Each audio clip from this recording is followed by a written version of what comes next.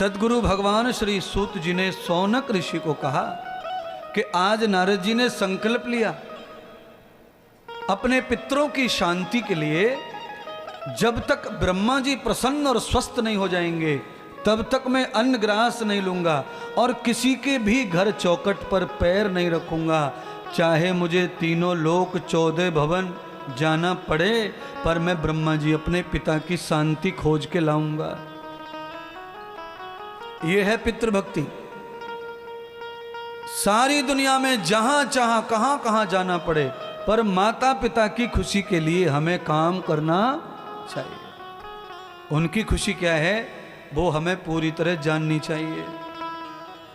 देखिए मैं ऐसा ही करता हूं, इसीलिए मैं इतनी मेहनत करता हूं। मैं केवल ये जानता हूं कि अपने भगत शिष्य कैसे खुश रह सकते हैं। मैं केवल वही करता रहता हूं, दिन भर वही करता रहता हूं। ऐसे माता पिता कैसे खुश रहें, वह है औलाद को करना चाहिए। हाँ, कुछ अनर्गल माता पिता भी होते हैं जिनकी खुशी अलग है। जैसे कोई पिता दारू पीता है तो उसकी खुशी के लिए बेटा दारू की बोतल ला के दे, ये मैं नहीं कह रहा हूं। कई पिता हैं जो तम्बाकू खाते हैं, उनको तम्बाकू ला के दे, उनकी खुशी वही है ना। उसमें विरोध करो, क्योंकि माता पिता का कल्याण भी औलाद के हाथ है। अगर हम माता पिता का गलत विरोध करते हैं तो उससे माता पिता का उद्धार होता है, उससे अच्छी औलाद का भी उद्धार होता है। गलत काम पर रोकना और अच्छे काम पर श्रेय देना, माता पिता को श्रेय देना। 14 लोक 3 भवन नारद घुमाए, पर ब्रह्मा जी का इलाज कहीं नहीं हुआ। अंतर्मतान प्रतिभ्याम तम वेदो चक्षिताम पदै पदै सर्वांगते सरिता येव सब धर्म। धरती लोक पर पितरों के लिए जहाँ जहाँ भी शांति के पूजा पाठ होते हैं, नारद जी भी वहाँ वहाँ गए। नारद जी सब जगह गए। विकास बाबू गया भी गए थे, गया कि चलो भाई पितरों का कुछ कर आए, शांति है। काशी भी गए, हरिद्वार भी गए, 4 धाम भी गए, पर पिता का दुख दूर कर पाए? दूर नहीं कर पाए। हाँ, दुख दूर नहीं कर पाए। हॉस्पिटल में जाने मात्र से बीमारी ठीक नहीं होती है। ज्यादातर बीमार हॉस्पिटल में ही मरते हैं। अच्छा बोलो, कोरोना के लोग ज्यादा कहाँ मरे, घर पे के हॉस्पिटल पे? हॉस्पिटल में महत्व हॉस्पिटल का है, पर कब है? जब डॉक्टर बराबर हो तब है। हॉस्पिटल बड़ा हो और डॉक्टर बराबर ना करे तो फिर हॉस्पिटल का कोई मतलब। वही ईंट पत्थर घर में लगे, वही फर्नीचर घर वाला हॉस्पिटल में होता है। ऐसे ही तीर्थ का महत्व अपनी जगह पर है, पर तीर्थ में जो काम करने वाला देवता है वो तुमको कितना फॉलो कर रहा है, कितना अटेंड कर रहा है, उस पर ही तुम्हारा दुख सुख बीमारी हारी सब उस पे सहन, उसी पे टिका हुआ है। आधा घंटे पहले क्या कहा था महात्मा इंद्रदेव ने? कहा था कि भगवान ऐसे लोगों को नजदीक भी फटकने देता। तुम रोज जाओ तीर्थ में, तीर्थ तुम्हारा कुछ भी भला नहीं करेगा। और जब तीर्थ में तुम तीर्थ बन के जाओगे तो तीर्थ तुम्हें स्वीकार करेगा और तुम्हारा पूरा भला कर देगा। बोलिए, तीर्थ में तीर्थ बन के कौन जाता है? अभी कल एक माता रो रही थी, मेरी थैले को काट के कोई 6000 रुपये ले गया। बोलिए, हमने कहा कहाँ ले गया? तो कहा मैं बाहर थी आश्रम के परिक्रमा मार्ग में, वही काट लियो थैला। 6000 रुपये रखे थे। वो माता जी यहीं बैठी होंगी। तीर्थ में ही हो रहा है ये सारा खेल। थैला काटिंग तीर्थिंग, 6000 रुपये गायंग, भाग गए। सब तीर्थ में चालू हमारे। बोलिए, चप्पल उठाए थैला, मोबाइल चोरी, तीर्थ। अब जो चप्पल चोर, मोबाइल चोर, थैला कटिंग, जेब कटिंग वाले वृंदावन में घूम रहे हैं, इनको वृंदावन कैसे स्वीकार करेगा? अरे इस वृंदावन में मीरा आई थी, तीर्थ बन के वृंदावन ने स्वीकार कर लिया और गोविंद प्रकट हो गए, मीरा का उद्धार कर दिया। दर दर की ठोकर मीरा ने खाई थी, कहीं भी मीरा को मार्ग नहीं दिखा, तब वो वृंदावन आई थी। पर मीरा तीर्थ बन के आई थी महाराज। तुम क्या बन के आए हो?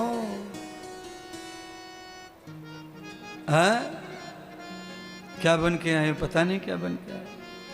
आधे लोग वृंदावन में बस रहे आकर। लोग बोलते वृंदावन का वास अच्छा, कल्याण होता वास करने से, पर न, वृंदावन में आकर वास करने से नहीं, वृंदावन में वास करने से भक्ति बढ़नी चाहिए।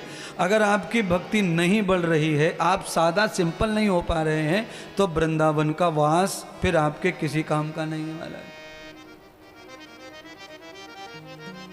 यहां आके भक्ति जो है चरम पर जानी चाहिए, सेवा जानी चाहिए। क्यों?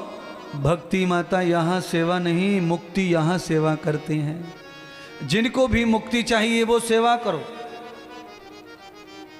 जिनको भक्ति चाहिए वो भक्ति करो, पर मुक्ति सेवा।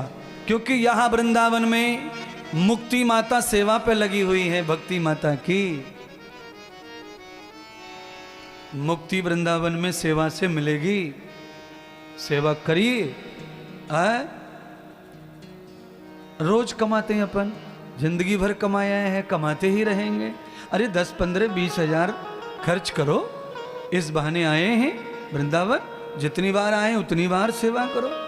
हमारे यहाँ अच्छा लगे यहाँ पिलाओ, और कहीं अच्छा लगे वहाँ पिलाओ, खिलाओ, आनंद दो।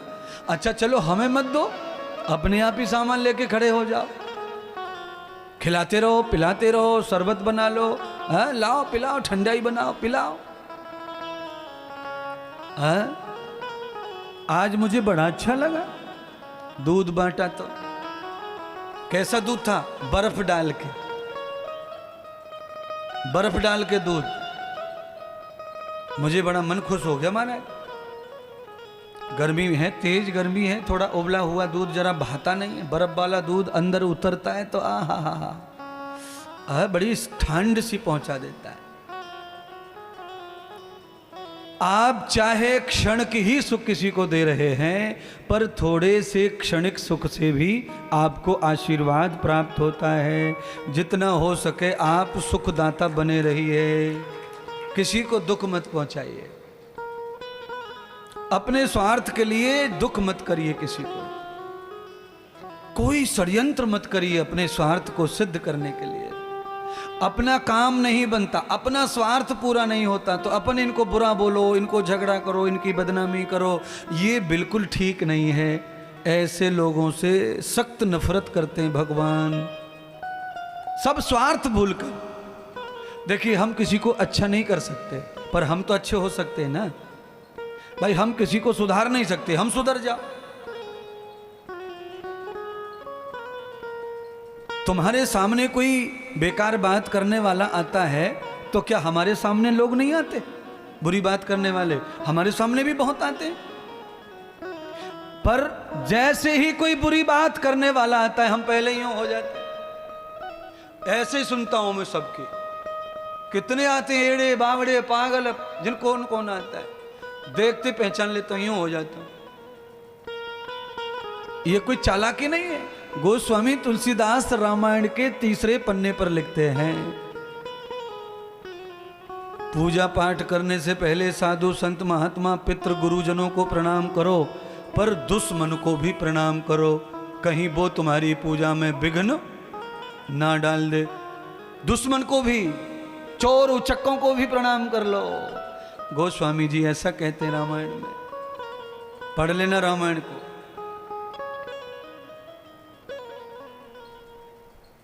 क्योंकि प्रणाम करने से अलाय बलाय भाग जाती है दूर, वो थक जाती है। और फालतू लोगों से तुम बात करने लग जाओ तो घंटों चलेगा रेडियो। इसलिए एक तरफ से खाली हो जाने दो डिब्बा, जितना बोलना है बोल ले तू। उनकी भी हाय हाय पूरी हो जाती है, वो संतुष्ट हो जाता है। पर और तुम्हारा वो कुछ नहीं कर सकता, तुम्हारा कुछ नहीं बिगाड़ सकता। जो बात वो अच्छा होके नहीं कह सकता था, वो पागल होके कह लेता है, उसके मन की तमन्ना पूरी कर लेता है? शराबी आदमी कैसी कैसी बात बोलता है जब चढ़ जाती है तब, और वैसे उतर जाए तब नहीं बोलेगा वो, चढ़ गई तो बोलता है। ऐसे ही नशा होता है भक्ति का, चाहे उसे पागलपन कहो चाहे जो कहो, आदमी उसमें आ जाता है।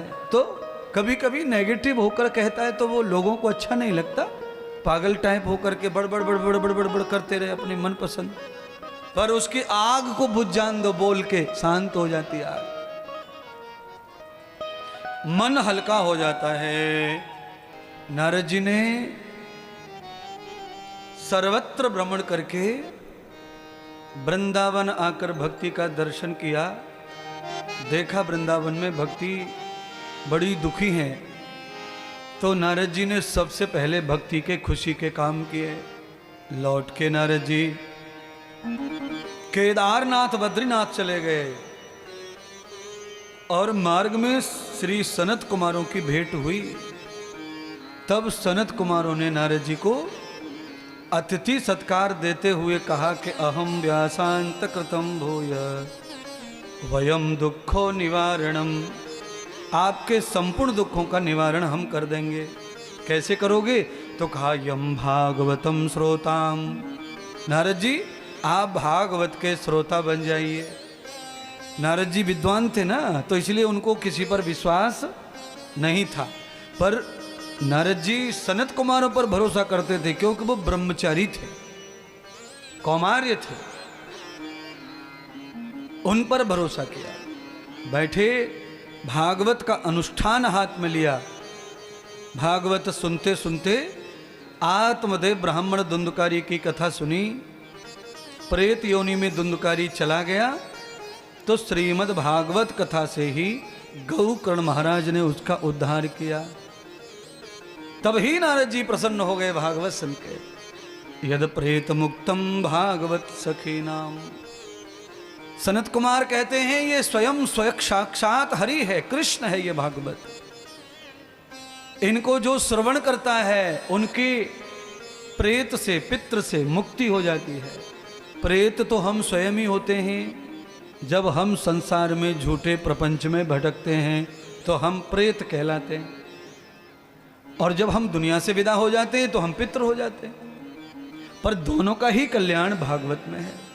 नारद जी ने भागवत सुनी है, उसी भागवत में गंगा के किनारे भगवान श्री ब्रह्मा देवताओं को लेकर पहुंचे फूल बरसाने। भक्ति माता ज्ञान और वैराग्य को लेकर पहुंची और नृत्य करते हुए पहुंची, नृत्य करते हुए। नारद जी ने देखा मेरे तो सभी मनोरथ पूरे हो गए। तब ही नारद जी का उद्धार हुआ। पितरों के कल्याण के बाद पुत्र का कल्याण हुआ। नारद जी ने संकल्प ले लिया कि आज से केवल मैं भगवत चर्चा ही करूंगा, श्वास श्वास में हरि गुण गाऊंगा, क्योंकि उनकी ही लीला से संसार का कल्याण होगा। आज की कथा हम सबको यही सिखाती है। जो सुख देने वाली कथा हम सुनते हैं, वही कथा हमें दूसरों को भी बताते रहकर उन्हें भी सुखी करना चाहिए। निरंतर कथा का प्रचार करना चाहिए। जरूरी नहीं है कि इंद्रदेवी हो कथा के लिए। आप जो सुन के जाते हो टूटा फूटा बचा कुचा, जो भी ध्यान में है वो दूसरों को श्रवण कराओ। जरूर थोड़ा बहुत कल्याण उनका अवश्य।